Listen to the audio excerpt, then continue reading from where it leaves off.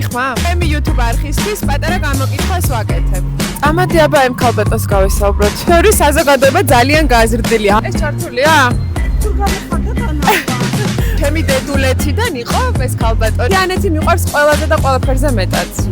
პირველი სიტყვა რაც გახსენდებათ ოჯახი. მოთმენა ნამდვილად არ შეიძლება. ოჯახის გარეთ არ უნდა გავიდეს. ნდობა არა აქვთ? რაღაც ისე თქვით რომ თითქოს ცუდისკენ იცვლება. ასე დროს სუმენერვიულება. გქონდათ რაღაცა შიშია. ოჯახში რაც ხდება, ოჯახშივე უნდა დარჩეს. ეთქვით ქალებს ვინც ახლა არის მენოპაუზაში და რატომღაც ძალიან ეშინია ამ სიტყვით. ჯერ არ მიფიქრია მაგაზე. უცხოელი არ უნდა იყოს ეს თამაზე საუბარი. კეთ მოვიწიოთ?